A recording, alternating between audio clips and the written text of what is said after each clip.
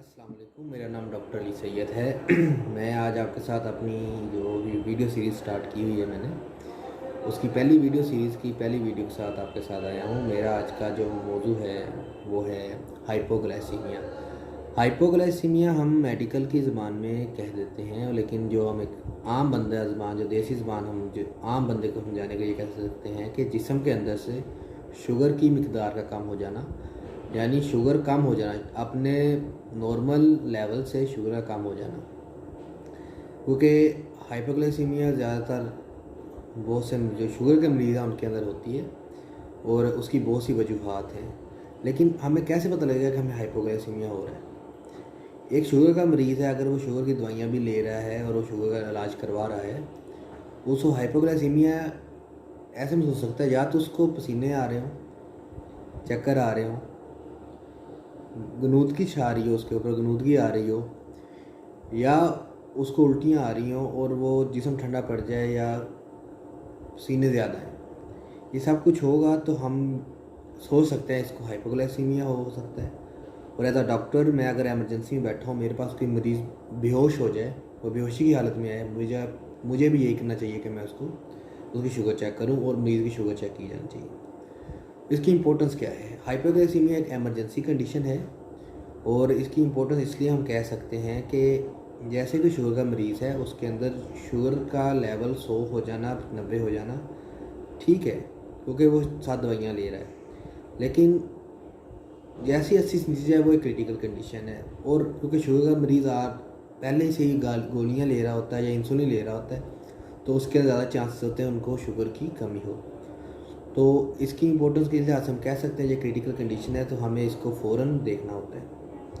दूसरी चीज़, आप इसके लिए क्या करें, इसकी काजेज़ क्या हो सकती हैं? हम आज सिर्फ जो डिस्कस कर रहे हैं, हम डिस्कस कर रहे हैं एक शुगर के मरीज़ के अंदर। शुगर के मरीज़ के अंदर या तो वो गोलियाँ खा रहा है, शुगर के मरीज़ अपनी डाइट भी कंट्रोल करते हैं, खुराक सही नहीं ले रहा, या उसके अंदर से इंसुलिन का एक ट्यूमर्स होता है, या इंसुलिन का एक मैकेनिज़्म होता है जिसम के अंदर ज़्यादा इंसुलिन बन रही है।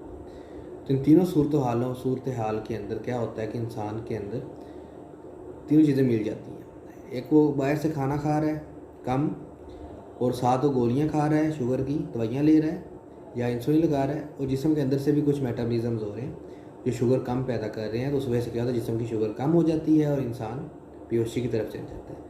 तो हमें ये करना चाहिए, एक मरीज़ होने की हैसियत से एक मरीज़ हम क्या सोचें, अगर तो उसको लगता है कि इसके अंदर ये चीज़ें आ रही हैं जो शुगर की अलामतें मैंने बताई हैं, तो उसको चाहिए कि अपनी शुगर को एक मॉनिटर करे, उसका चार्ट बनाए, और साथ अपने डॉक्टर के साथ जिससे वो जाता है, या उससे रिव्यू करवाता है, अपनी शुगर के चार्ट को रिव्यू कराए, अपनी दवाइयों को सेट करे, अपनी खुराक को बढ़ाए, और डॉक्टर से रजू करने से अपनी दवाइयाँ कम करने की कोशिश करे, जो डॉक्टर साहब बताएंगे वैसे चले। और इसको लाइट या इजी नहीं लेना, या इसको अपनी ज़िंदगी में इम्पोर्टेंट है, अपनी शुगर का चार्ट जरूर बनाए। मेन चीज़ शुगर के अंदर शुगर का चार्ट होती है, और उसको हमने मेंटेन रखना है। जैसे शुगर का मरीज़ अपने चार्ट को मेंटेन रखता है, उससे हमें भी अंदाज़ा हो जाता है एज अ डॉक्टर के मरीज़ की जो शुगर है वो प्रॉपर कंट्रोल हो रही है, उसकी कितनी दवाई कम करने की ज़रूरत है या दवाई ज़्यादा करने की ज़रूरत है। तो आज के लिए इतना ही, और उम्मीद है कि हाँ, जो चीज़ मैं बताना चाह रहा था वो मेरे ज़हन से निकल गई थी, सॉरी। वो ये है कि जब आप एक शुगर का मरीज़ है, अगर उसकी शुगर कम होती है, उसके पास मीठी चीज़ होनी चाहिए, जो जेब के अंदर कोई टॉफ़ी रख ले, कोई मीठी चीज़ और रख ले, ताकि उसको जैसे महसूस हो कि उसको पसीने आ रहे हैं, जिस्म ठंडा आ रहा है, या जिसम में सुस्ती पैदा हो रही है, तो फ़ौरन कोई ना कोई मीठी चीज़ ले लें।